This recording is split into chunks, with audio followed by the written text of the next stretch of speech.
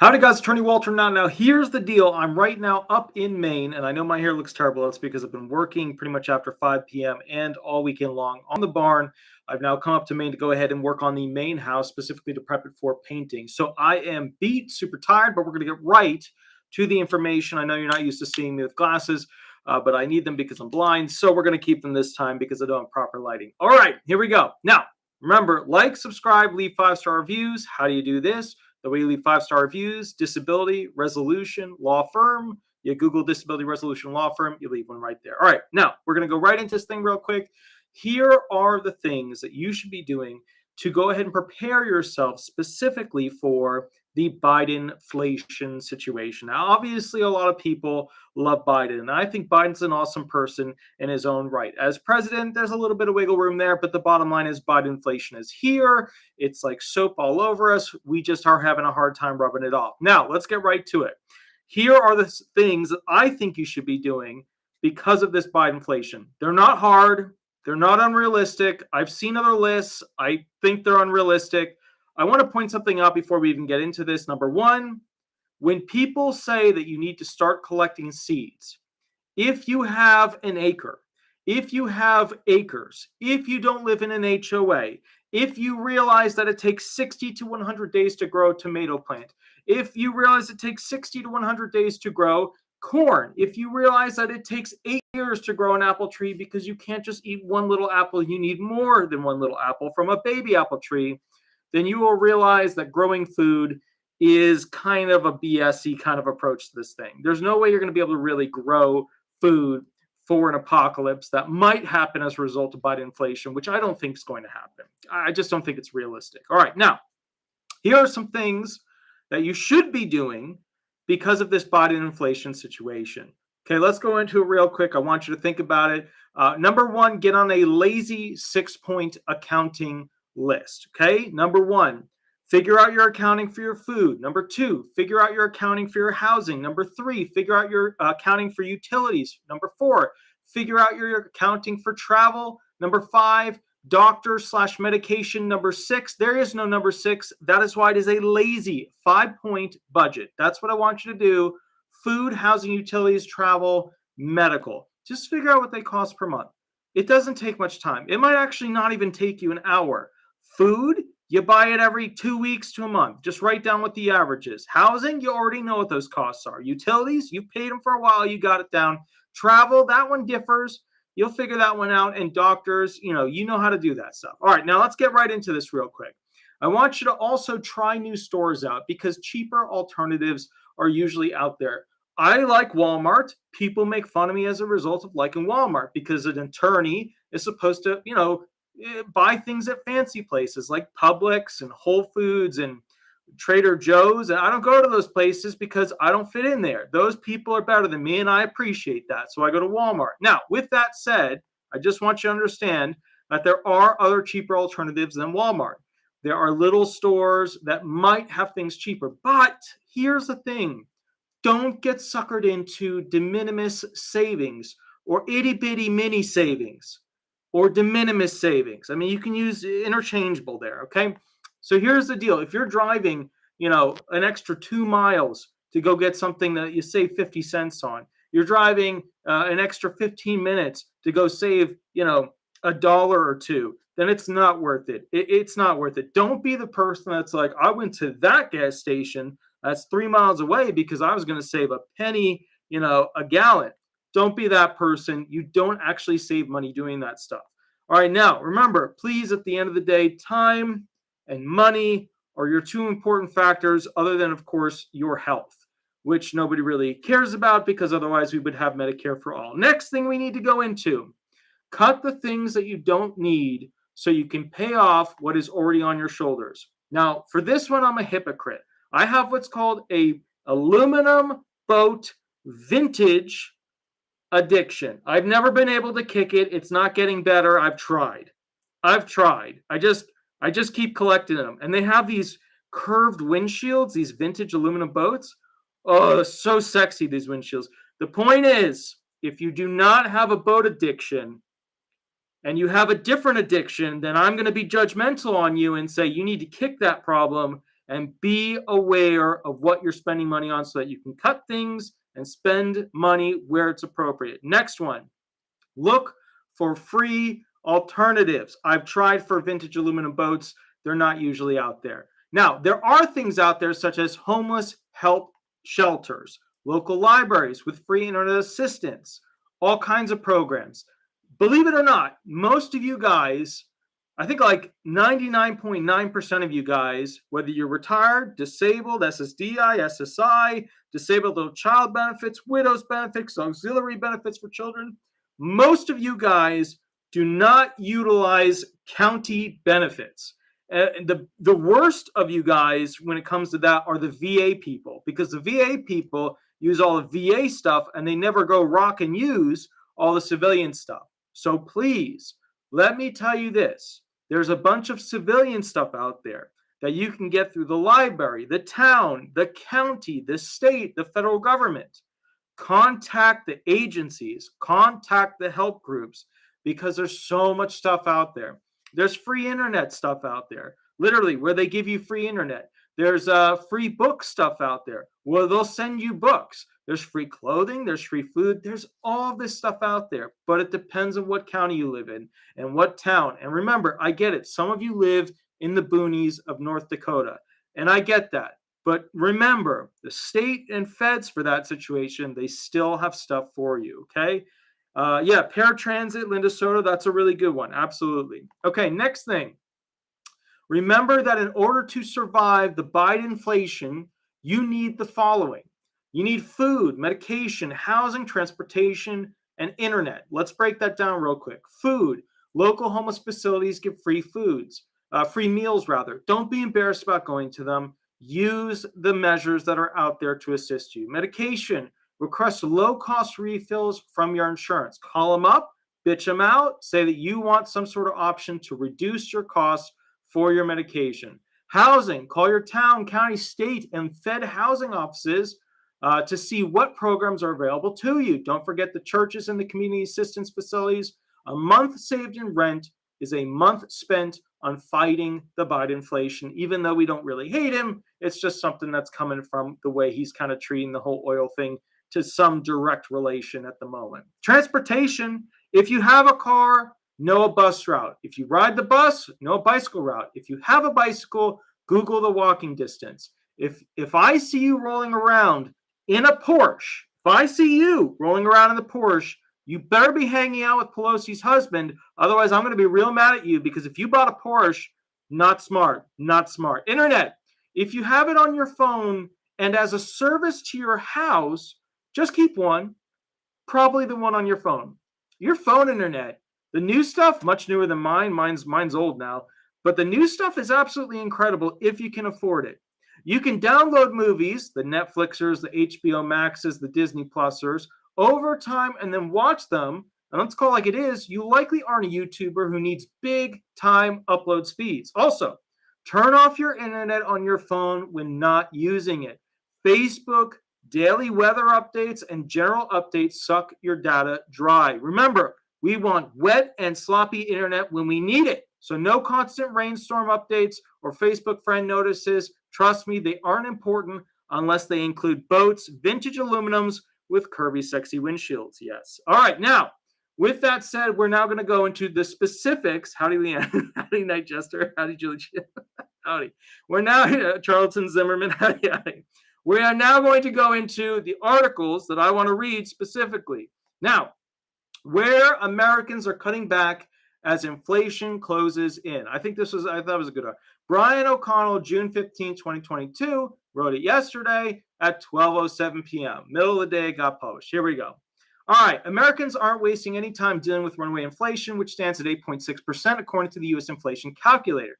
They're slamming on the brakes spending-wise, and that trend is going to have ramifications for U.S. households and for the nation's economy. Over the past 30 to 45 days, consumers are very much starting to cut back on big ticket routines, okay, said Shmuel Shayowitz, Chief Executive Officer and mortgage banker at Approved Funding in River Edge, New Jersey. All right.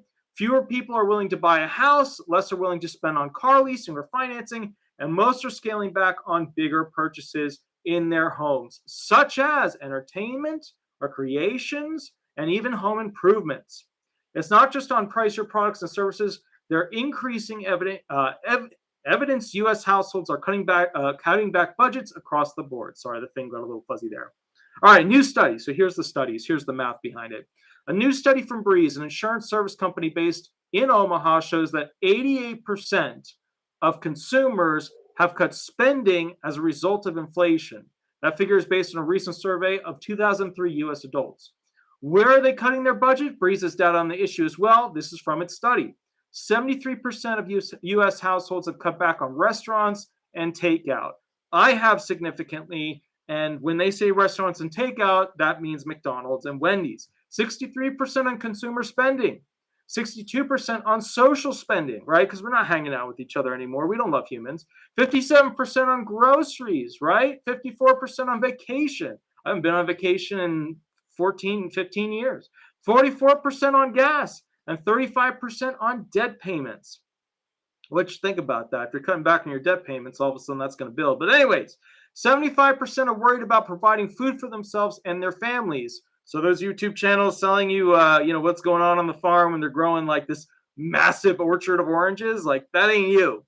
That ain't you. It's just not you. Like when they sell that, it ain't you. That ain't me. And I have a farm. I don't even have that stuff going on. I should learn how to grow stuff, but I'm not there yet. I got to buy the seeds and yada, yada. All right, here we go. While 93% are intentionally driving less to save gas money, and 87% have canceled vacation plans. No more yachting with hot tubs on top. 63% are struggling to pay their mortgage or rent, with 31% saying their ability to make payments is already a very serious problem, and 30% saying will be a problem in just 1 to 3 months. 54% are struggling to pay supplemental insurance premiums, with 77% considering canceling some of their coverage. Frankly, I'm almost done with restoring the farm. I'm likely going to cancel my $600 a month health insurance once I'm done with that, because it's just insane. For me to have to pay $600 a month in health insurance, $1,800 a month in student loans, I mean, I'm not sure how this happens, but I'm thinking I'm not a fan of America right now. I just, maybe it's because I owe $1,800 a month to, private academia loans and, basically the government, which, by the way, I always love when they sell that whole student loan thing. They're like, we as the government felt it was our duty. It was our duty to go ahead and take all of them students, just get them all, give everybody a chance to go to school by charging them unfathomable amounts when it was way cheaper 5 years ago, and then just letting them pay back the federal government over time for the rest of their life until they hit 65. Hey, sounds like a good idea. Has anybody sat back and looked at the numbers? They are horrific. It makes the government look like Uncle Vinny in tiny town New Jersey next to Newark, where he's got the mafia sitting behind him with the guns and the bats with the little nails sticking out of them. That's how bad this looks, okay? Oh, the great government's here to save us and get us all educated. Okay, here we go. 47% have increased their credit card usage, while 39% have increased their BNPL usage. 67% said the current state of economy has negatively impacted their mental health, while 81% said inflation has made them more stressed than usual. 52% are worried about the job security. 52% said they are worse off now than they were a year ago, while just 23% said they are better off now. Now, remember, 23% are hard left. So, you got to play the political yada yada here. Nobody's that rich unless they were in like the big pharma industry. And 23% of people aren't employees of the big pharma industry. So it's just, keep that in mind. Final sentence. It's the sour mood of the American people that really stands out with the Breeze study.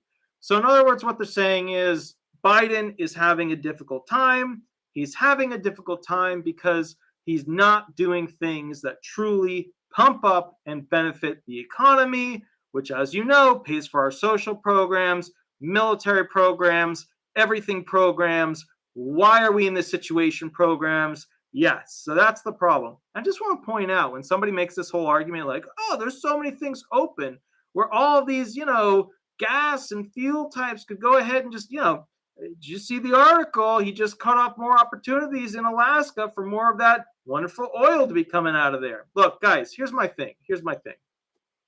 The Democrats should not be demonized in this because they've been completely and utterly ineffective at passing a lot of the things they wanted to pass.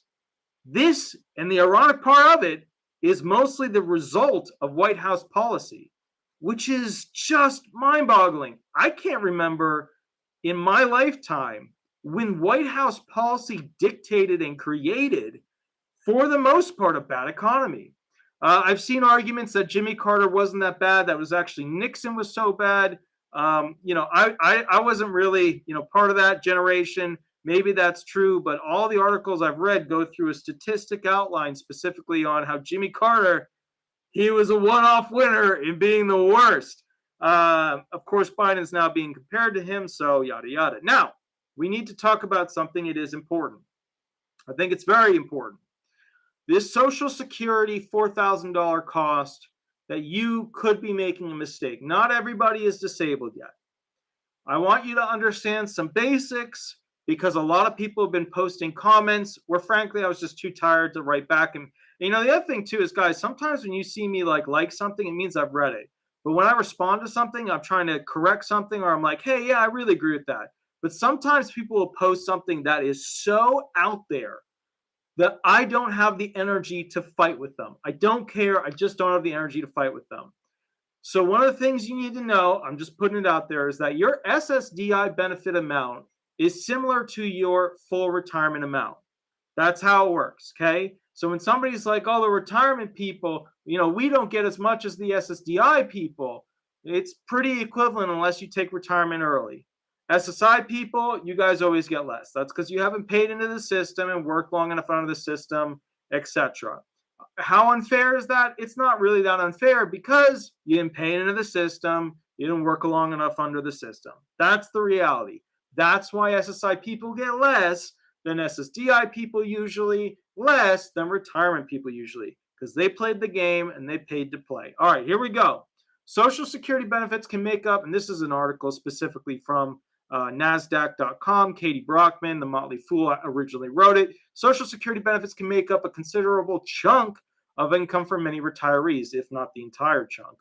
In fact, for around 1 in 5 baby boomers, woo, Marty Multiple, thank you for the donation. I really appreciate it. I love the movie reference. Very cool. Excellent. All right, so in fact, for around 1 in 5 baby boomers, Social Security is their only source of income in retirement, according to a 2021 survey from the Nationwide Retirement Institute. And I expect that to go up because my generation, when it comes to existing, is terrible at it. And here's why. It's actually pretty simple. It's because there's no more pensions, 401ks, crap that we save for because we don't have any money. When people tell us that we just need to save better, it's like telling a homeless SSI person who just got the benefits and is trying to figure out how to open a bank account that he needs to save more money. What do you think that money is going to? It's going to food, shelter, utilities, and stupid crap we don't need involving the Marvel Universe of Star Wars. There's no help. Our generation is just, you can't help us. All right, now let's go into it.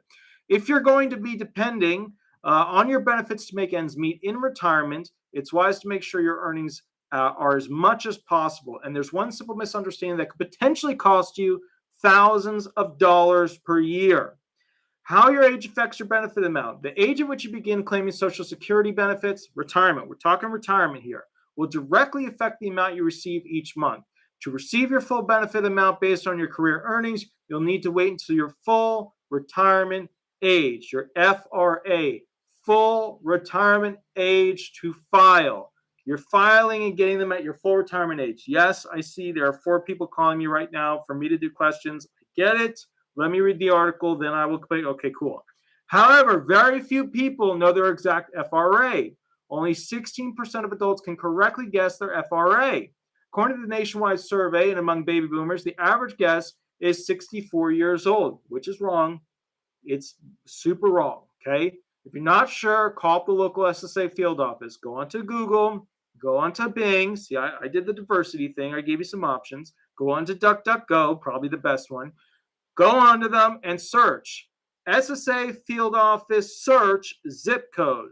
Find the website, put your zip code in, get the phone number, call them, or log into your My Social Security website profile. You will see on your profile that you didn't make enough to make yourself happy in the end game. But aside from that, it'll also tell you when you're basically going to be at a higher age. All right, at your FRA. In reality, your FRA will fall between ages 66 and 67. Pretty much all the 65ers are done at this point. Depending on the year in which you were born, those born after 1960 have an FRA of 67, while anyone born before 1960 will have an FRA of either 66 or 66 and a few months, depending on the exact birth year. Remember, it's 66, and then they start adding on months, and then you get to 67, and then, yada, yada. All right. Why not knowing your FRA could be costly?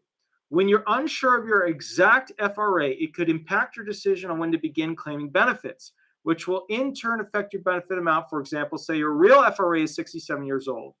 If you were to file at the age, you'd collect $1,600 per month, which is roughly the average benefit among retirees.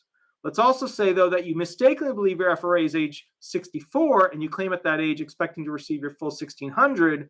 Well, instead, you get a 20% reduction and only get $1,280 per month, which makes you sad, and that's not good. Keep rolling. That comes out to $320 per month less than you expected, or around $3,840 per year. Also, because your benefit amount is generally locked in for life once you file, these benefit reductions will be permanent. And then, of course, COLA will just totally erode your lifestyle going forward, which we now can prove because of nonprofits. Yay to education, mathematics, and accounting.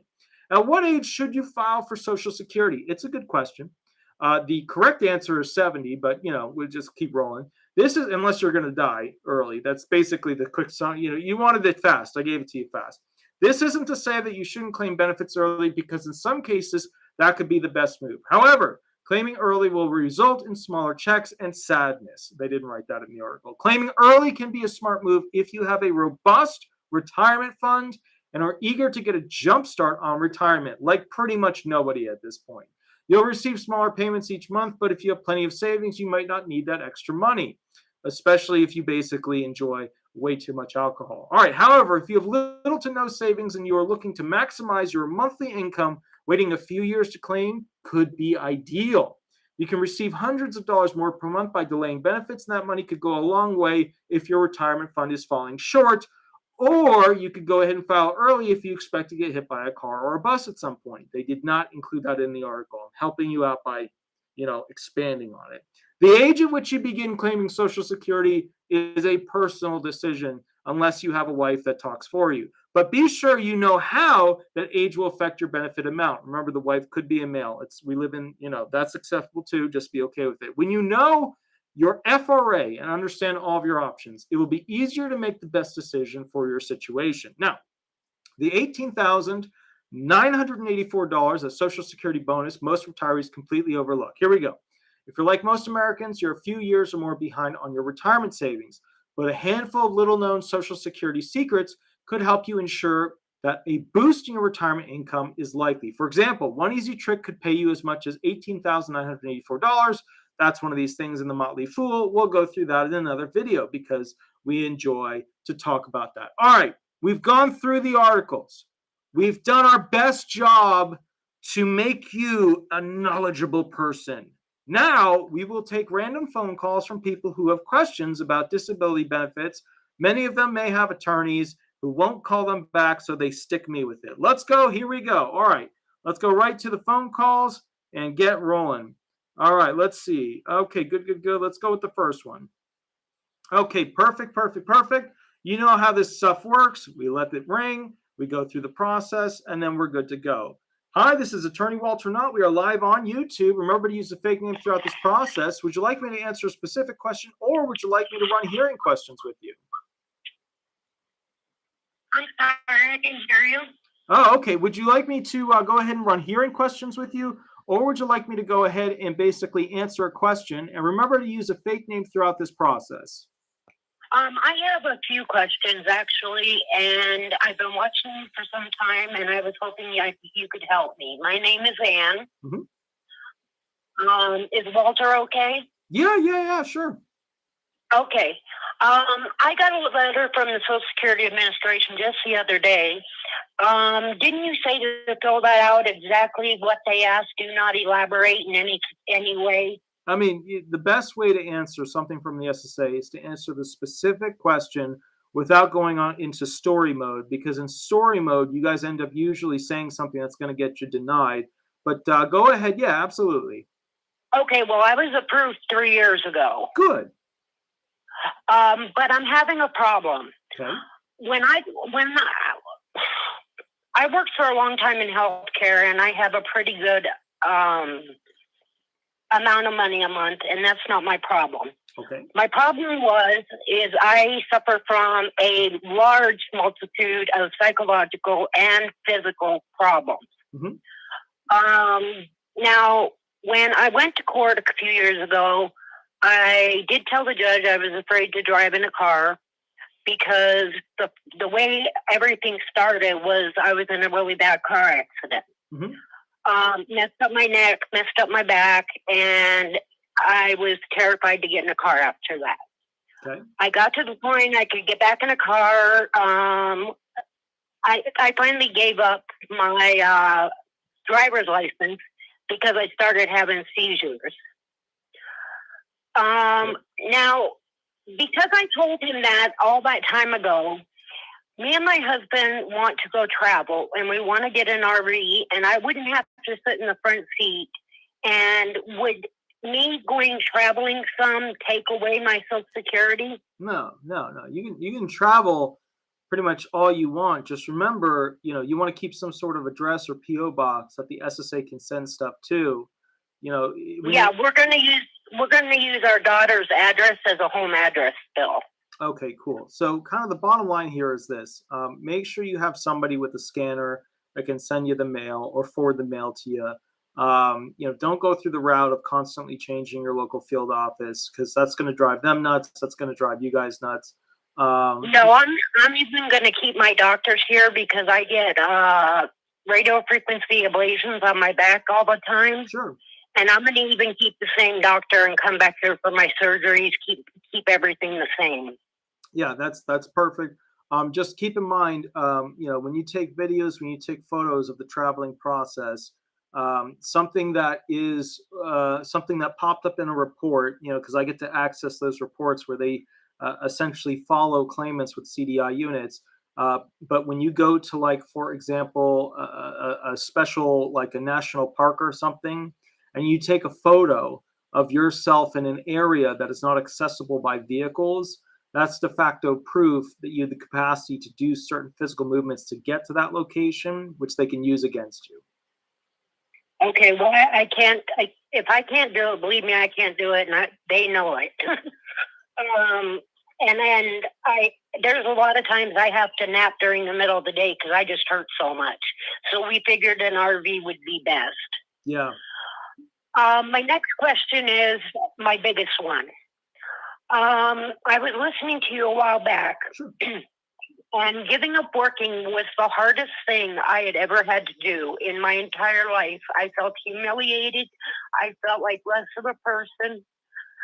I have worked since I was 11 years old. I got my first real job when I was 15. I've paid taxes all these years. Mm-hmm. Okay? But it still made me feel like less of a person. I am very, very good at crafts. I have a great husband who will set up booths for me and tear down and things like that, because I can't do that. I tend to make jewelry, cards, crocheted stuff. Mm-hmm. I wear a watch because I have problems staying on task. Sure. And that makes me stay on task for 15 minutes at a time before I can go do something else. Okay. Now, you said that, I believe it was you that said that even if I only made $300 a month, they could say I could make more. Mm-hmm. Wait, say that last part again, one more time. Okay, that say I only make $300 a month. Okay. Okay, because they're like, say I plan to go to a flea market and go sell that day, but I can't because I just ain't up to it. Okay. Or I plan to go to a craft fair, and I've paid for it, but I can't go, Okay. or I have to leave early. Okay. Now, that happened in the past when I wasn't on disability. I had these problems. Mm-hmm. Now I'm thinking about starting a business, but I'm afraid if I do, that they're going to take my benefits away and say, oh, if you can do this, you don't need us. Okay, so you're on SSDI, right? Not SSI? SSDI. Yeah, okay, cool. So what's your current age? I am 51, almost 52. All right, so you're in prime territory for CDI and CDRs going forward. So here's the bottom line. If you own a business, they're allowed to apply magic math, which is they can say how much they believe your efforts are actually worth. And they can put you over the SGA limit of $1,350 very easily and very quickly. If you own a business and you're creating the product that you're selling, and then you are the service person, you're the salesperson selling these items, and then you're the accounting person who's basically handling those aspects. Real quick, they're going to afford to you that you're actually working many hours to make this whole thing to come together. You'll counter argument. Oh yeah, go ahead. But I am not. He has to help me set up. He has to drive me there. He has to help me sell. He has to help me move that box. What proof is there of that? Huh? Well, okay, walk me through. You're now caught. A CDR is occurring, right? You're caught. They're saying you earned over $1,350, even though you physically, financially did not earn that money. What proof do you have that your husband called the convention, set up and paid for the booth, set up the booth physically, and then basically allowed you to just come in, sell some things for a little bit, and then leave?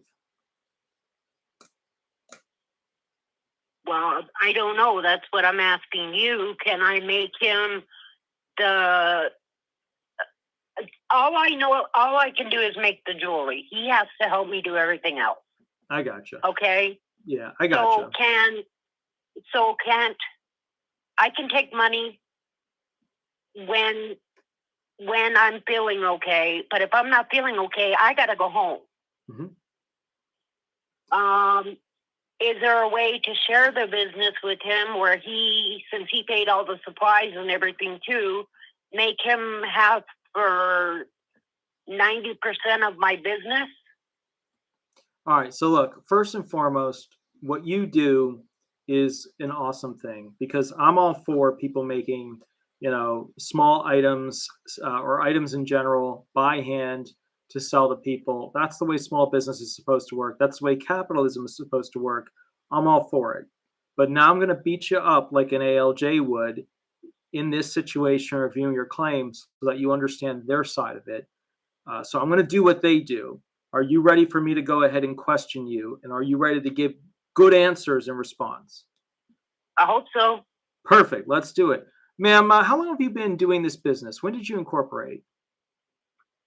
This year. This year. And can you tell me, when you incorporated, are you the sole person that's part of the incorporation, or are there other officers? There's another person with me. Excellent. Can you tell me, what is the business type that you're doing right now? What are you selling? And you can make up something. Jewelry. Jewelry. What kind of jewelry? Jewelry, strung jewelry, and weave jewelry. Okay, excellent. So a lot of fine finger detail jewelry, correct? Yes, when I can, when my hands aren't shaking from my medication. Okay, understood. So you're able to make how many pieces in an hour? Right now, I'm making one piece in about 4 days. Okay, gotcha. So then how did you fill the entire table with these pieces to make it financially make sense to go to a convention and set up a table if you're only able to make that amount?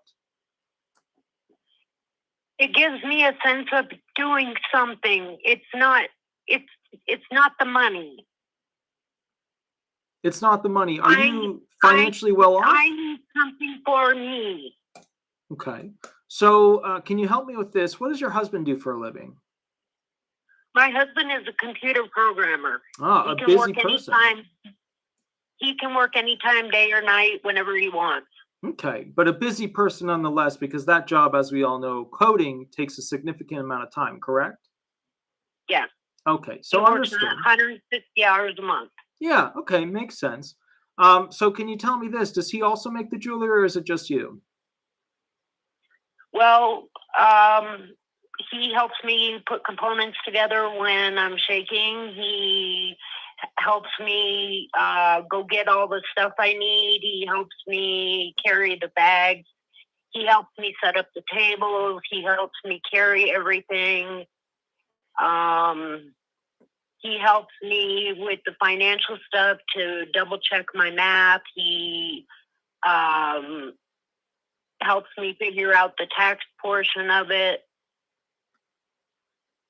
So can you explain something to me? If this is all really amazing and you're currently married to a person who is a tech-oriented coder, why don't you just have a, website up where you're selling these items as opposed to physically having to go to a location to sell them? Because I have a need to be around people, and right now I am so sheltered. It is hard to make friends or anything because I always have to cancel on them because my body does not allow me. Okay, I'll make plans with somebody, Uh-huh. and 9 times out of 10, I have to cancel them because I'm hurting too much. Okay. So can you? I'm not looking to make a lot of money. I just want to be able to pay back my money for my stones and stuff so I can keep doing something. So can you tell me this? How many shows have you been scheduled for over the past 2 years? None. So no Because I haven't conventions. started. Okay, so you just started. So how many do you expect to do over the next year? 3 or 4. 3 or 4. What is the expected profit that you'll likely achieve from that? I'm not sure. Maybe a couple thousand. A couple thousand? How many pieces of jewelry? Well, let me ask you this. What's your favorite piece of jewelry that you think is going to sell the most out of all of them? Probably bracelets. Bracelets. How much does each bracelet go for? Anywhere from $15 to $25. $15 to $25. Okay. What's the average one? Is it more $15 or more $25? Average, I'd say 22. Okay, so we're talking over a year's time. We're looking at basically 4,000, let's say, earned, right? That comes back. We divide that by 22. So you're selling 181 of these pieces, and you said that you can only make around 1 to 1.5 per day. Is that correct? Yeah. So that means every day you're going to have to be making at least one. How long does one take you to make? Right now, because I'm still new to it, about 3 or 4 hours. 3 or 4 hours. Okay. So 3 or 4 hours. That's why I have to break it up. Okay. So 3 or 4 hours per day specifically spent on making this bracelet. And this isn't the top of the line one. This is just the average one. And then on top of that, you have to handle accounting, interacting with your husband to go ahead and make sure you're set up for conventions. That sounds like an 8-hour job to me. What does it sound like to you? I get your point. I knew you would. And I want you to get it because this is what I want you to realize. In their review of what you're doing, you're arguing you are limited. And yet at the same time, you're earning money. And this money equates to thousands of dollars as extra income. Your argument that you personally benefit from interacting with others is not what they're listening to. They're listening to the how much did she earn? Is it over SGA? How much did it take to make the product, put the product out there and sell it? And then you're talking about, well, sometimes I'm just not even going to show up when we buy a booth. Okay, so what loss of income do you have as a result of that? And that's what they're looking at. But I can't help that. That's part of being me. Well, I mean, are you running a business? Do you intend it to be profitable? I remember you saying you expected to at least make what you put into it, correct? Yes, so I can continue to buy beads. Okay. So my point to you is this. When you say, I can sometimes do it, I sometimes can't do it, you're walking a very thin line as to how you can prove that. And what you're talking about is being off task. Some days you just flat out miss them in total. But the big argument that's not the real problem is the convention situation. Well, I missed 2 out of the 6 conventions I went to. That's not the big problem, the 1/3 missed conventions. The big problem is how much it costs you to make them in time and effort to put them on that table. And if you're spending 3 to 4 hours to make one of them, and you have to make basically, it looks like 181 total to make $4,000, then you got a problem here. Remember, that's not profit. You still got to take taxes out of that, booth costs, transportation costs, all that stuff. You have to play that game too. What was actual? But remember too, you gotta, is this a real business? Are you paying yourself through payroll? Are you paying that, 12+% payroll tax? What state are you doing this in? Because I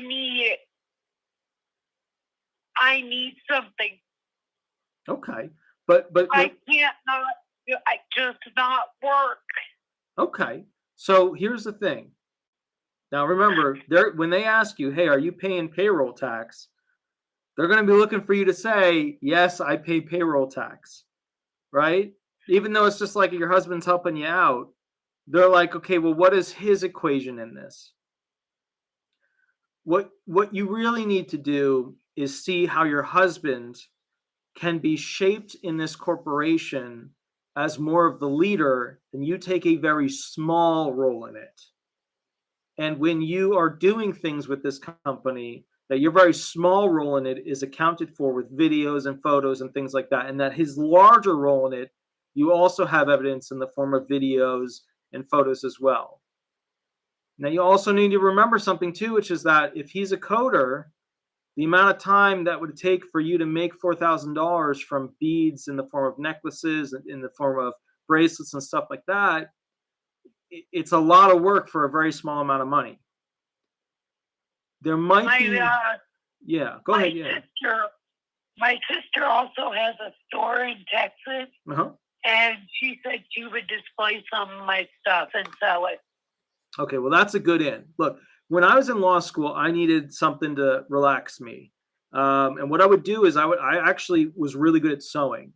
So I would hand sew really, really high end.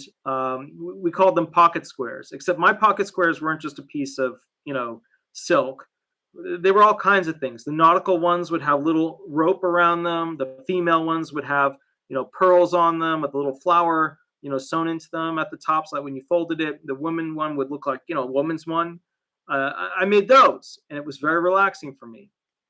But the difference is here that the government is trying to figure out what your capacity to actually work and earn is at this. So whatever you do, make sure that your duty to the company is highly limited, and that you have proof of it in photos, videos, convention lists, and things like that.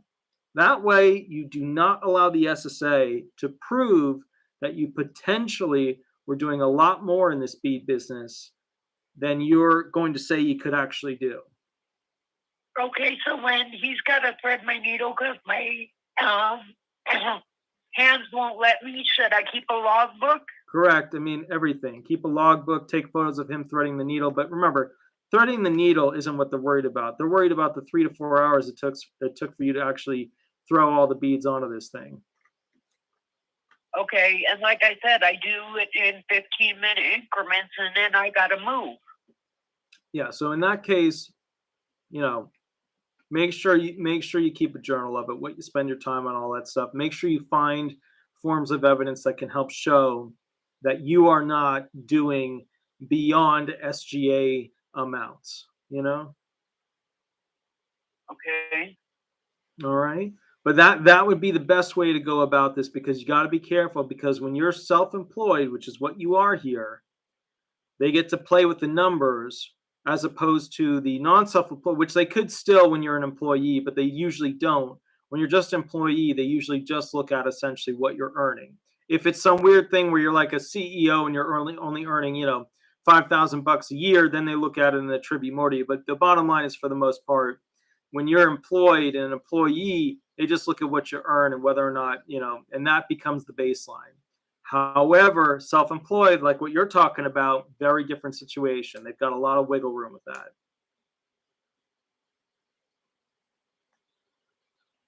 So if I keep good records every time I take a break.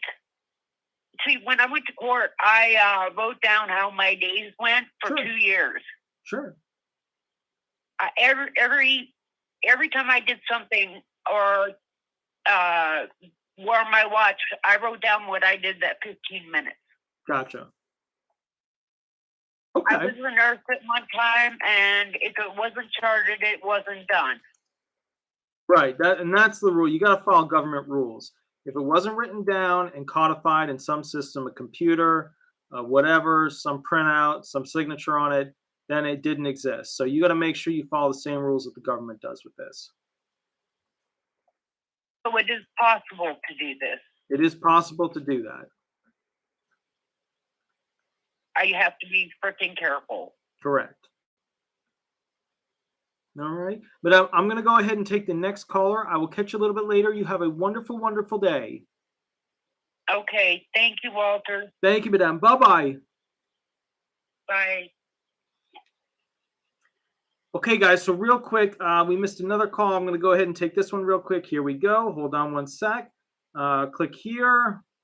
Let's get this rolling. We'll get them on the phone. We'll be good to go. And then we'll roll through another call. Now, around 9:30, we're going to take the security expert. All right, let's get this thing rolling. It is connecting. I'll see if we actually connect with the phone call. Hold on one second, guys.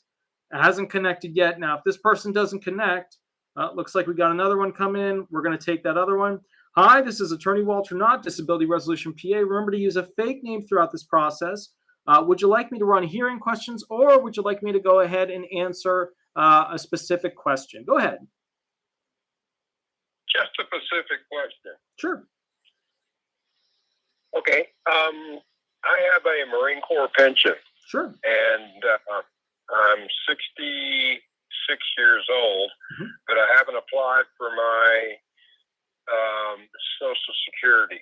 Should I wait till 67, or should I go ahead and apply for it? I don't know what your FRA is, which is like what your full retirement age is. And the reality is this: you should be looking at two benchmarks. Benchmark number one is going to be when you reach your full retirement age, which is like, probably 66, 67, depending on when you were born. So I would just call the local field office, ask them, hey, what's my full retirement age? And then basically from there, once you know that, you can hit that as your mark. That gets you your 100% kind of gig. The other option is to look at when you turn 70 years old, you get even more money because you're allowed to max up to 70 years old. So that's like a plus option. But kind of the bottom line is this, the bottom line is, and do you mind if I ask you this? And I'm not trying to embarrass you in any way. I'm trying to decline this one call. I'm not trying to embarrass you anyway, but have any of the doctors given you a date in which, you are likely to some degree to, essentially have a bad medical outcome? Or is this a thing where you're just going to live until your old age sets in? It's lower back. There is no cure for it, even surgery. We checked into that. So I'm just kind of stuck with what I have, and I haven't done any surgery because my back doctor tells me not to do it. Okay. All right. So bottom line, though, that's a musculoskeletal. We're not talking neurological. We're not talking cardiovascular. We're not talking a cancer situation, right? Right. Okay. So in that case, you're gonna basically live until you're old, grumpy, and in a wheelchair. So, all right. In that case, you're getting a pension. You're getting a good pension, right? Your Marine Corps pension it's paying most of the bills. Yeah, most of them. It's about 3/4 of the month it's gone, but it's doing okay as far as that. Okay, so in that case, what I'd like to say is this: bottom line, check and find out what your 67 full retirement age is. Might be in 66. You might have already hit it. And then also find out what your benefit amount at 70 years will be, and then look at that as an option for taking that. But look, most guys in the military tend to pass away a little bit sooner than other types of individuals. So my suggestion to you is, at the end of the day, be just ask the doctor, look at the genetics in your family, how long you're likely to go ahead and live without issue. And the reason I say that, I'm just trying to get this other phone call to, there we go. The reason I say that is this: if you've got a family history where you pass away at 75, then you want to take benefits early. If you got a family history of 110, then you want to take the 70-year-old option. Okay, that sounds good, Walter. And actually, we usually live a long life in our 80s and 90s. So, okay. That's perfect. Okay, so, man. We appreciate what you do, Walter. Thank you very much. Thank you, good sir. Have a wonderful, wonderful night. And you too. Bye-bye. Thank you. Bye-bye. So, guys, that was a really good question, because that one kind of falls into this: where do I take it? Do I take it at 62? Do I take it at 64? Do I take it at 65? Do I take it at 66? Do I take it at 67 or 70 years old? Look at how long you're likely to live. Do you have enough money right now, or are you like me and constantly paying for student loans? So you got to figure out your math, but try and take them as late in the game as possible, because otherwise it just doesn't add up in a positive way. We're going to take another call real quick. Here we go. Okay, very good. This one's going to be ringing. You guys know how it works. It rings through. I answer the call. We ask them the question. Or actually, they give us the question. So let's see. It's connecting right now. Let me see if it goes through, and then we should be good to go. Also, it went through now. Hi, this is Attorney Walter Hnot. We are live on YouTube. Please remember to use a fake name. Would you like me to answer a specific question, or would you like me to go ahead and run some hearing questions with you? Hi, Walter. Just a specific question, please.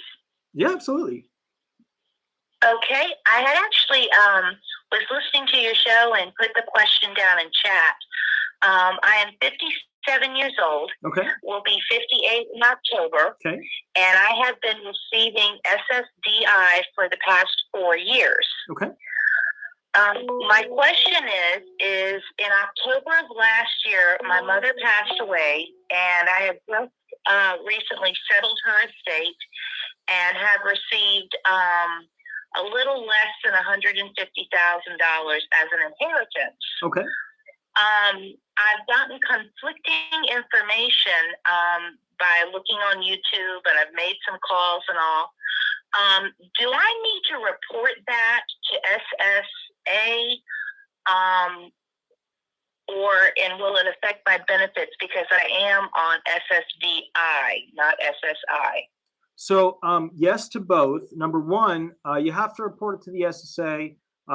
Because remember, some inheritances are not countable, some are. It depends on what you're actually receiving in the inheritance. So just kind of keep that in mind. The other thing is that it's just purely cash. So it's just purely cash.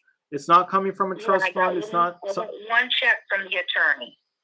From the attorney. Okay, so with something, so here's the thing. There's too many ways, that this could pretend. All right, let me give you the two options. That way, I don't, insert foot into mouth, because I've told people one thing, and then they end up adding these bullet points down the line. And then I'm all of a sudden like, oh no, I gave you the wrong thing because I didn't. So here's what it is. There's countable and not countable. It could be essentially a form of countable income or resource that's coming your way, or non-countable. If it's non-countable, it's still good to report it, because the bottom line is they need to know about it. If it's countable, then they're going to wipe out your SSDI benefits for that 1 month in which you receive it. For that 1 month in which you receive it, it then transpires into a resource. Once it's a resource, they don't give a damn. You could literally win the lottery on SSDI benefits. You'll lose your benefits for the month in which you won the lottery, and then the next month you go right back to SSDI land. So bottom line is this: most of the time, inheritances, they do not affect specifically SSDI benefits. SSI benefits, they affect them heavily. But sometimes when certain, pension stuff happens, or 401k stuff happens, or a house goes into your name and then you sell it, but the attorney then gives you the check, which happened last time, and the person yelled at me, and I was like, what do you want from me? I'm on YouTube doing it fast, So, but the bottom line is, it could be, just report it. The worst that's going to happen is you're going to lose a month. So, yeah. Okay. So to be on the safe side, I need to report it. Yeah. You just got to report it, and the worst that's going to happen is it'll take a month. Other than that, you'll be totally fine. Basically, when it comes down to it, get a sheet on what's countable versus non-countable income, because what you do with that money thereafter and make money off of it, if you choose to, might affect your SSDI benefits. Because remember, you got an SGA limitation of $1,350. You got a trial work period, which means you can earn over that SGA amount for 9 months and keep all that money in your benefits. And then you got an extended period of eligibility program, which means that if you consistently for 36 months thereafter, after your 9-month trial period, so 9-month trial work period, yay. And then after that, you got 36 months where if you earn under $1,350, under SGA, which is what we call substantial gainful activity, you get to keep your benefits for 36 months. But if you earn over it, then they slap the check out of your hand and say no. And good. So you want to keep keep your benefits and don't let them slap. They don't do that, of course. Although because I'm not able to work at all, so working for gainful employment wouldn't be even a question. And the money I was planning on just putting into a savings account for future medical needs.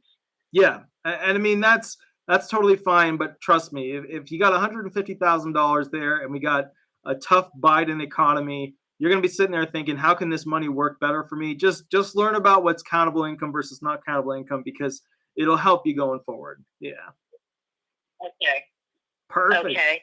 Well, that helps me, and I feel better knowing that I should report it to the SSA too.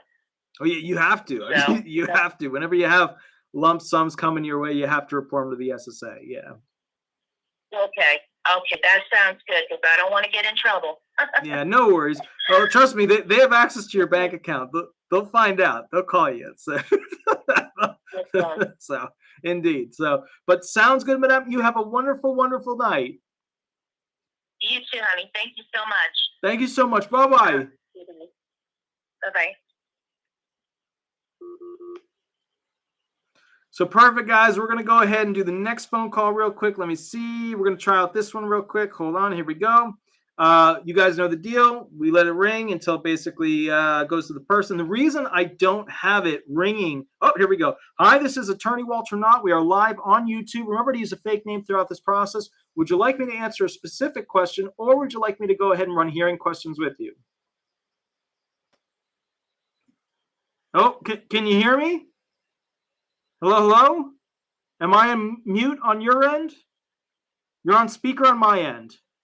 Are you a spam call from California with warranty info on my Ryobi tools? No? I'll call you back. Here we go. All right, give me a sec, guys. We got to call this person back. Let's see what's going on. Could have been about my Ryobi tools. You never know. Let's see what we got going on here. Hi, this is Attorney Walter Hnot. I can hear you this time. We're live. Remember to use a fake name. Would you like me to answer a specific question, or would you like me to go ahead and run hearing questions with you? I have a specific question. Okay, so I am 41 years old. I have been receiving my benefit my whole life, pretty much. Okay. And about like when I was in my 20s, there was a couple of years that, I mean, let me just say I was not very good about reporting my work income Sure. to Social Security. Sure. So they came after me. Mm-hmm. And they determined, after going in front of a judge, trying to do this like without an attorney at the time, which is probably the biggest mistake of my life. Mm-hmm. And they ultimately determined that I needed to repay because they didn't just count the times that I was working too much. Okay. They ultimately decided that I would have to pay back all of my benefit for the previous 10 years. Oh, wow. So, okay. Yeah, they stuck me with a $50,000 Overpayment. overpayment charge. Mhm. And I have multiple severe disabilities that prevent me from being able to work in many jobs now because my condition has gotten worse. Mhm. Now, I recently received notification. So ultimately what happened is that the judge said I could make payments. So I started making payments. This was in like 2014. Okay. I recently got a letter about my overpayment. Well, I didn't actually get a letter. I actually like called and like about something else, and that's how I found out. But anyways, they basically said that I wasn't paying my overpayment off fast enough. Okay. Even though Social Security is my primary source of income. And so they want to, they basically told me that I had to start paying more each month. Okay, wait. So just to be clear, an administrative law judge gave you an amount per month in a ruling as to what you were supposed to pay, and now the SSA is trying to retract that from, the judge's ruling and say that you should be paying more per month.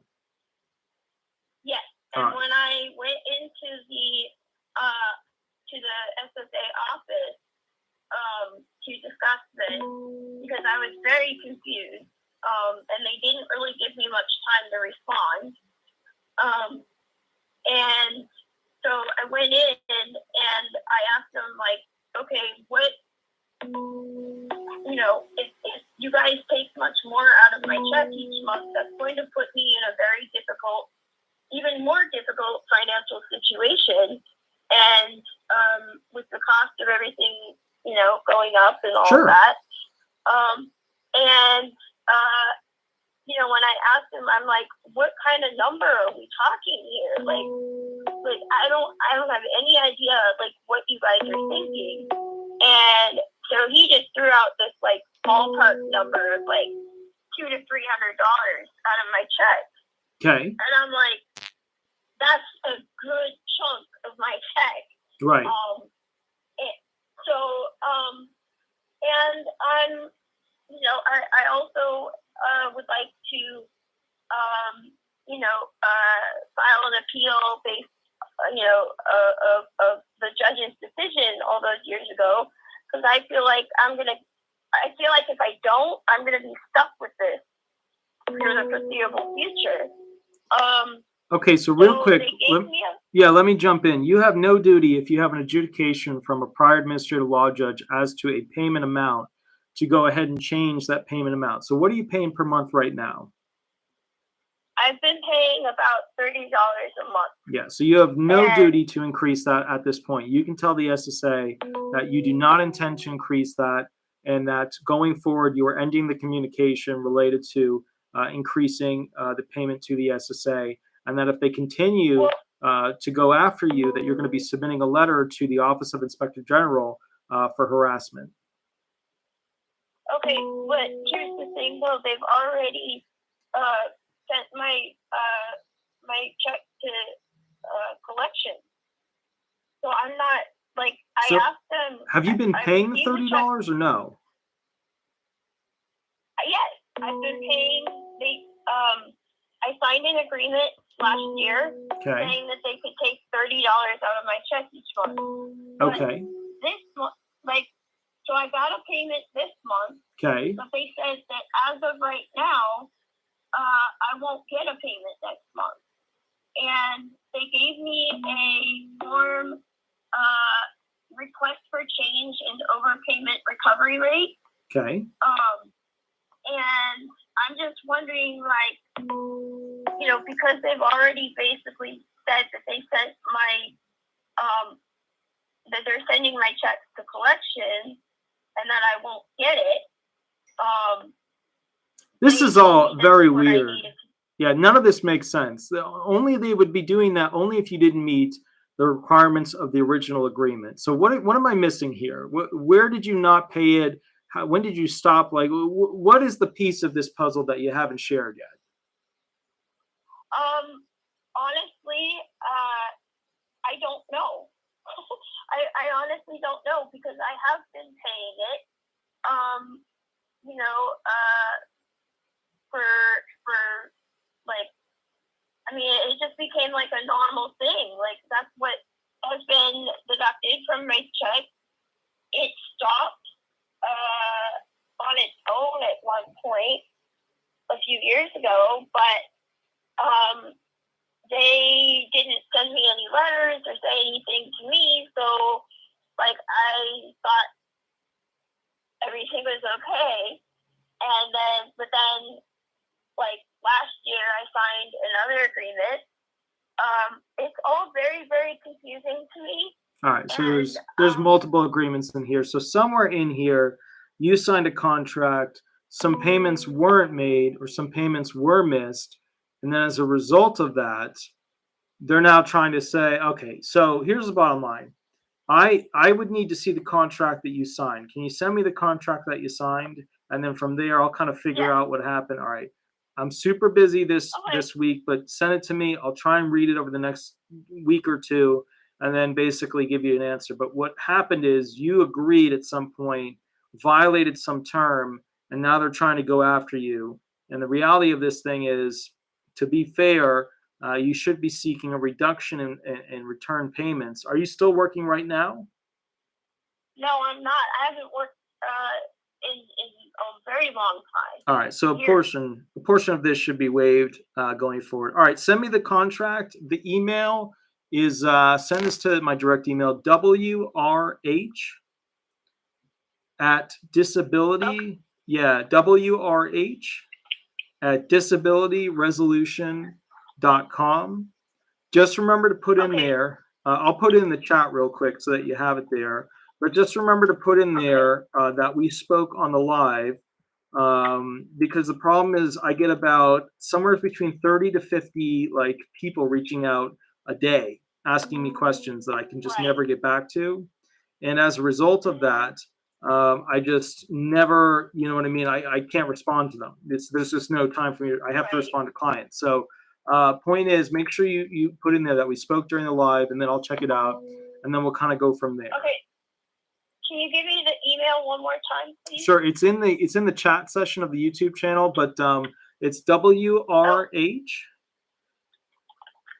at disabilityresolution.com. Again, WRH at disabilityresolution.com. Send me the contract.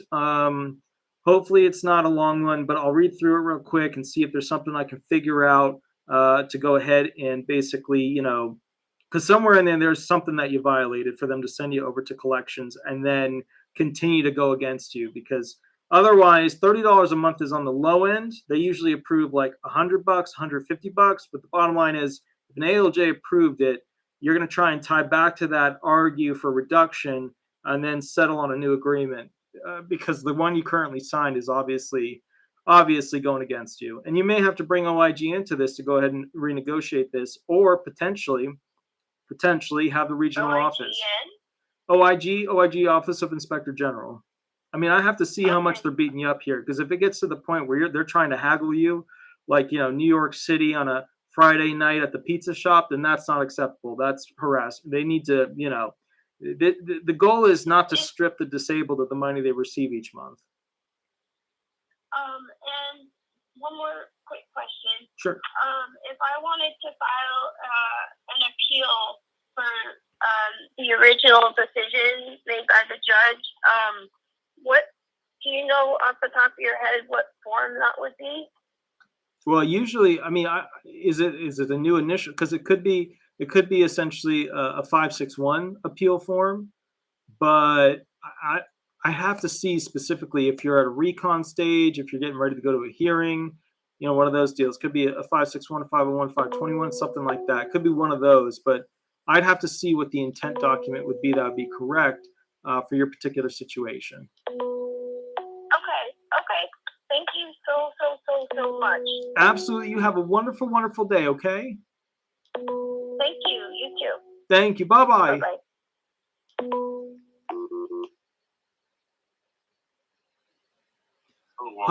Hi, this is Attorney Walter Hnot, Disability Resolution PA. Remember to use a fake name throughout this. Would you like me to answer a specific question, or would you like me to run some hearing questions with you? Go ahead. Hello, Walter. I tune in on YouTube, and I'm going to give you an alias, but I appreciate everything you do, and I'm very serious right now. So I appreciate everything you do, sir.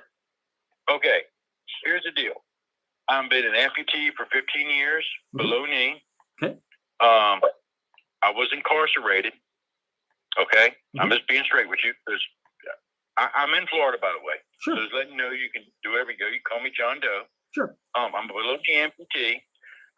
When I got out of being incarcerated, disability gave me 2 years back pay that I was not supposed to receive, and I am aware of that. I'm not trying to be fraudulent. And if I got to pay them back, I'll do what I got to do. I'm not trying to bankrupt it or anything. I did not obtain it illegally. Just saying that for real. They stuck it in my account, and I spent it. I was incarcerated for a couple of years. But I just recently got a 15-page review. But I haven't been to a doctor in 10 years because I'm a below knee amputee. In my other leg, I have plates and screws. So where do we go? What do I do? All right. So I will pay you. How much are we talking about here for the overpayment? I'm in Palm Coast, Florida, and I will hire you if I have to. Yeah, no problem. I hear you. I just don't do overpayment claims anymore because I've got so many of the other types of just winning the benefits. But all right, let me ask you this. Well, they haven't hit me with that, but I'm aware of that. They have not hit me with that yet, but Gotcha. I'm aware of that. That's all I'm saying.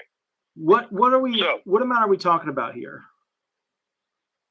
What's that again? What the amount? Yeah, what amount are we looking at?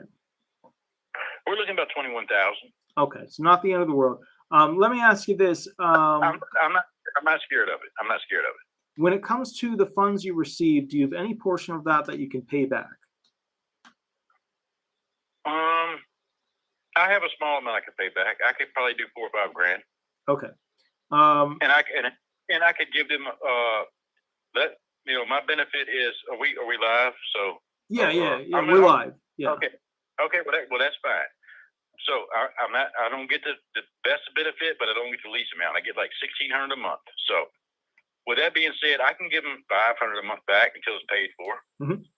But I don't think they'll accept that though. Oh, I think they will. I think they absolutely will. They sent you back pay incorrectly for $21,000.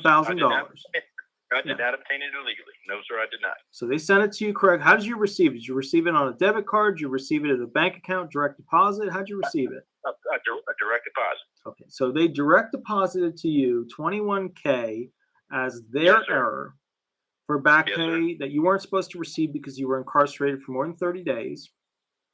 Correct.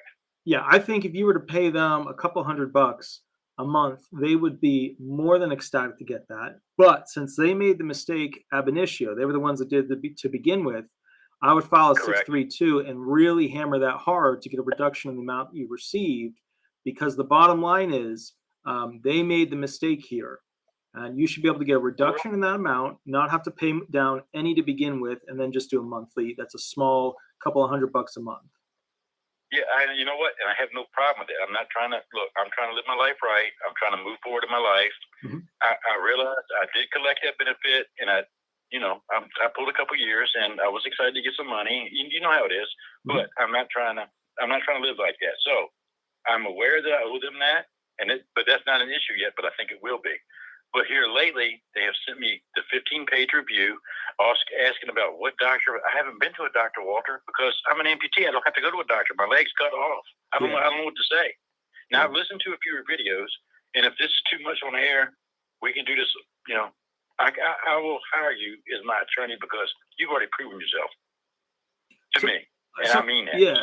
So here's, got to do. As an amputee, you fall under the 1.0 base musculoskeletal base listings. And what they usually look for is basically 2 ankles and below, 1 leg and half the hip, or both the wrists and down. So I'm below the knee. Yeah. Below the knee, right leg. Okay. And my other leg's got a cadaver piece in it and 3 pins. Okay. So the point here is, Yes. more medical is not the issue here. Now, whether or not you're Okay. disabled is not the issue. The only issue is how good of a deal can you negotiate to pay back part of and get the rest forgiven so that you don't have to, expend a significant amount. Now, they're going to hit you with an overpayment letter. My recommendation is go print out a They 60. haven't yet, but I know it's coming. They haven't Yeah. yet, but I know it's coming. Yeah. I'm sorry to cut you off. No, Thank you're you. fine. Thank you. Yeah. And I so appreciate you, dude. You are a blessing. Now, look, I know a lot of people are this, that, and the other. Yeah. I truly appreciate you. And look, I Yeah. will hire you, brother. I Yeah. got you. No, I hear know you. you got your farm. I seen your farm. I seen you got the poison ivy. You know what? I so respect you. You're just real, dude. You're just you're a patriot for us. You're a patriot for us. Thank you. And I love you. Yeah, Thank you. yeah. And I really appreciate. Here's what I would say. Okay, so let me give you a list of steps to start working on.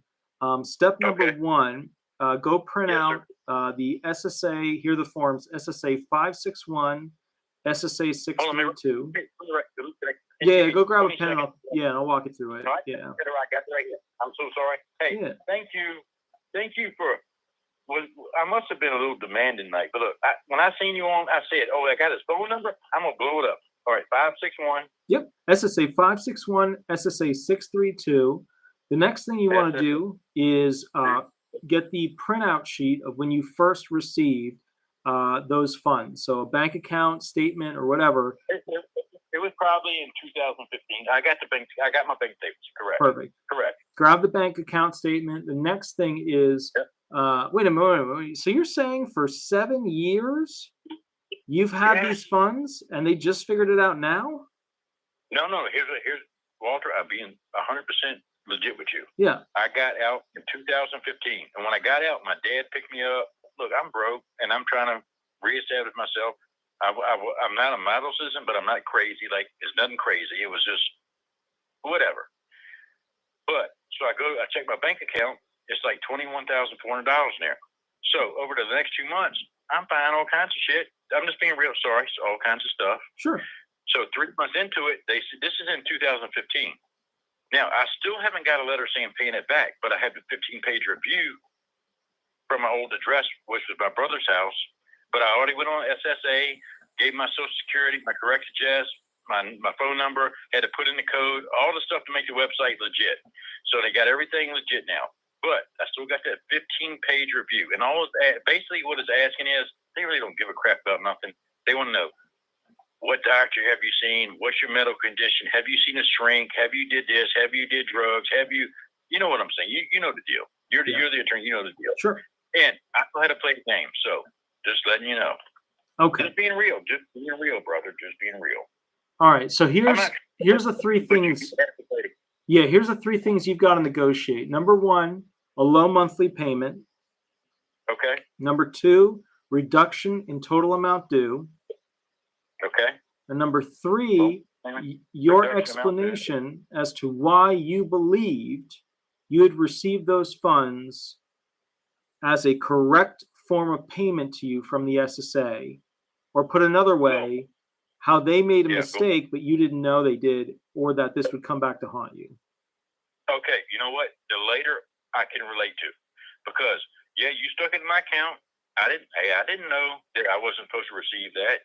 You know what I'm saying? I received it, but if you're saying I owe it back, I don't mind giving you $300-400 a month back until it's paid for 4 or 5 years. I don't have a problem with that, but I can't take a hit of having nothing coming in. You see what I'm saying? Sure. Do I need to hire you, brother? Just be straight with me. I have no problem hiring you. Yeah. So I know just babies. So I don't. And I'm in Palm Coast, Florida, so I can come see you in Orlando. Yeah, no, I hear you. So I don't, I don't really do these claims anymore, but you can always call me on Thursday nights and I'll kind of walk you through what the next step is. But here's the thing. Figure out what the amount is that you could potentially pay. $100, $200, $300. They usually like to see 150 to 200. I can do 300 or 400, dude. No problem. I can do 300, no problem, here and forever. But don't open with that.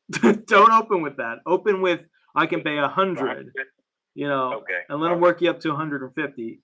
But the point is, the point here is this. I did not obtain it illegally. No. They took it in my account. No, they made a mistake. All my paperwork is legit.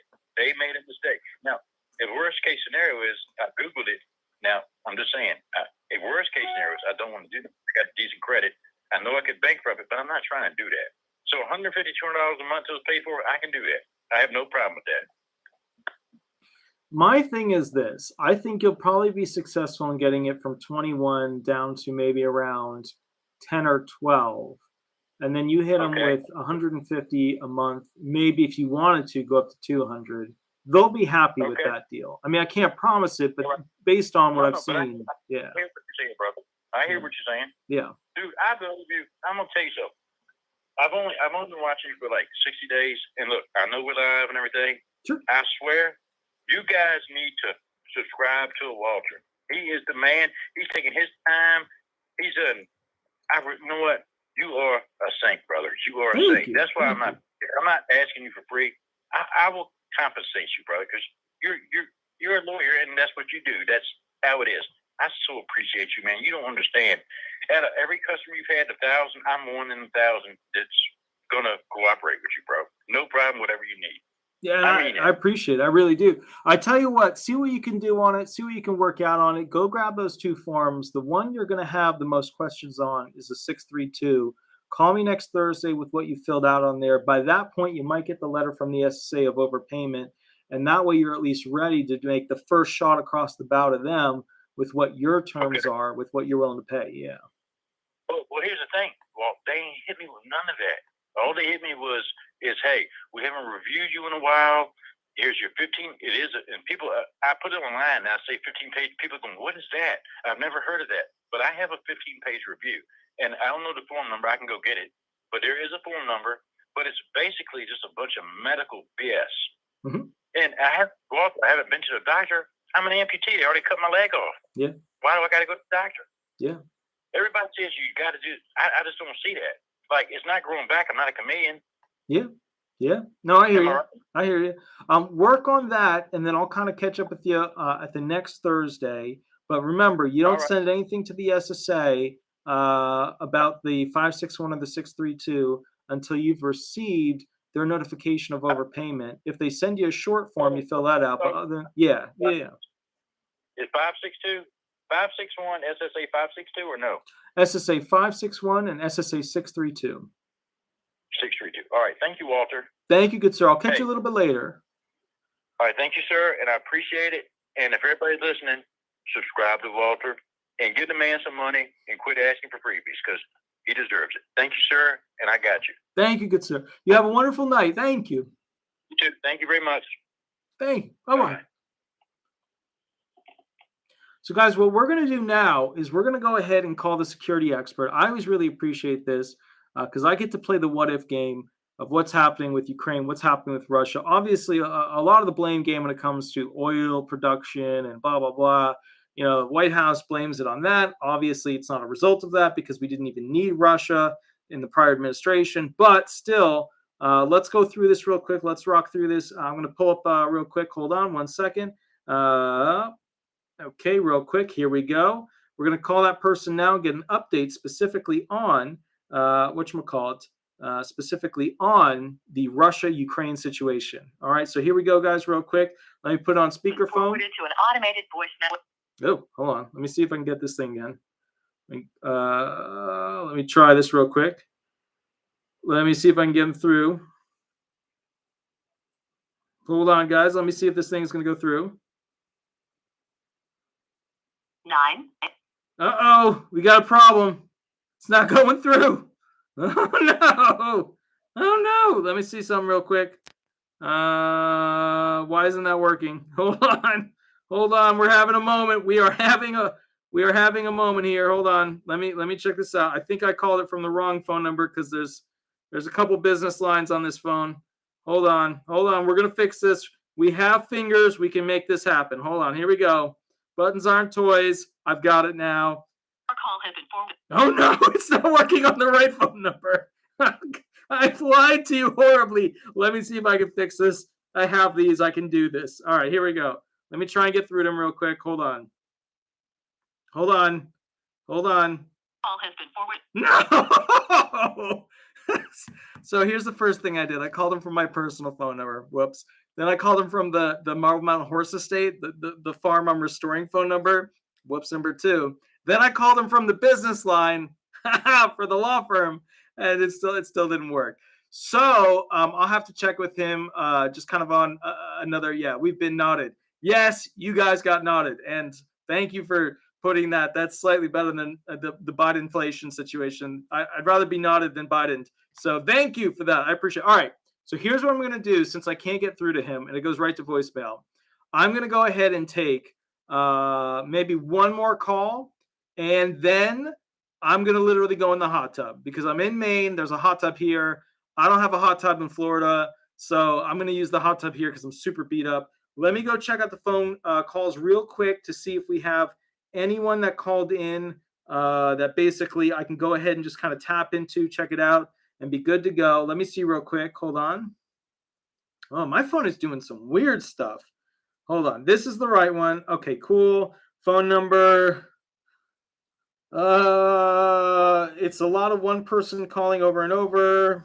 All right, let's do this. If you want to call me, because I don't know if I missed your call, if you're still away, I don't know.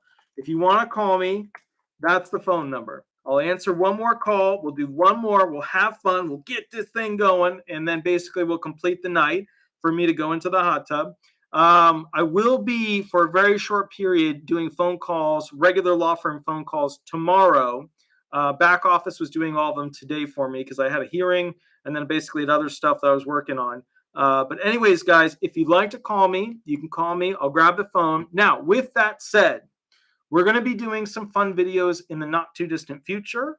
The big thing that I want to focus on is specifically which states are best equipped for those to handle inflation situations. We're going to go through a lot of things. Which states automatically give SSI supplements, which states give the best benefits, which states have the most Walmarts, all that kind of stuff that best handle the Biden inflation situation. I'm also going to be making a video specifically on where I think the economy is going. And it is a trippy ride. It really is. Here we go. We've got a call coming in. Hi, this is Attorney Walter Hnot. We're live. Remember to use a fake name. Would you like me to answer a specific question, or would you like me to run hearing questions with you? Specific question, please. Perfect. How can I help you? Hey, okay. I have cancer. I have burst and lymph node, and now I guess it's microscopically in my muscle. I had surgery 2 weeks ago. But anyway, my question is that I want to, I'm very sick still, but going through chemo, I'm going to start radiation soon. I want to work. I do get disability. I just got approved not too long ago. Can I work while I'm on disability? Because I can't pay my bills while just my Social Security. Yeah, were you working a lot up until you basically got cancer? Oh yeah. Okay. Oh yeah. Over the table, like paying taxes? Oh no, I worked at a factory for years. Okay, cool. And let me ask you this: So, yeah. when did you get the cancer and have to stop working? I'd say about 2 years ago. Okay, so you're going to be fine in this situation. Here's the bottom line: what you need to do. Yes. And I'm 58, so I will be going into, like, by the time I think I get rid of that or get well enough that I'll probably be going into retirement. You know what I mean? Well, here's the thing. You're going to go ahead and use the following schematics. So go grab a pen and a piece of paper and let me know when you're ready. I'm ready. Okay. Step 1, you have 9 months where you can earn as much money as you want and keep your benefits, called the trial work period. Okay. After that, you have what's called the 36-month extended period of eligibility program. That's where if you earn under $1,350 per month for 36 months, you get to keep your benefits and you get to go ahead and basically, keep the money that you earn for 36 months. And how much can I make again? How much can you make? Up to $1,350 after the first 9 months. The first 9 months, you can earn as much as you want. Make anything. Okay. Okay, so what I need you to do is I need you to call the SSA and ask them, have you used any of your trial work period months? Oh, okay. I haven't worked at all. I've been sick from the chemo, so I have not worked for years, for almost like 2 years. You said you were 58. Do you know what your full retirement age is? Like 66, 67? What is it? Oh, geez, I have no idea. 65, maybe 66. 66, I don't know. And I'll be 59 like very, very soon, like in like 6 weeks. So okay. So do me a favor, call up the SSA and ask them, what is my full retirement age? They'll tell you, and here's the deal. A couple of months before, 5 years before that date. So 5 years before you're 66, 67, whatever your full retirement age is, 5 years before that, you are going to request, and it's really 5 years and 3 months. So just tack on 3 months to that 5 years. That way you have some time to set it up, get it done, get it signed, get it rolling. 5 years before your full retirement date, you are going to request from the SSA field office that you be signed up for a ticket to work program.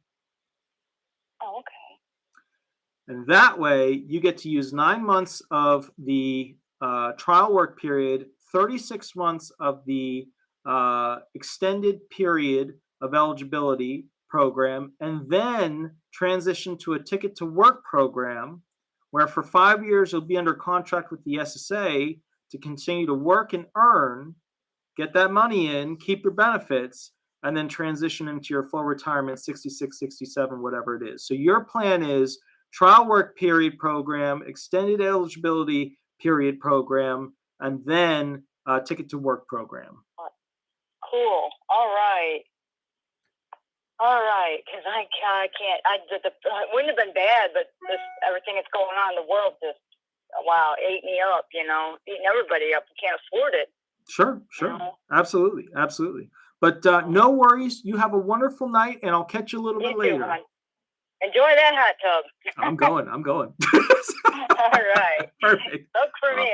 All right, I'll catch you later. Have fun. All right. You too. Bye-bye. Bye-bye.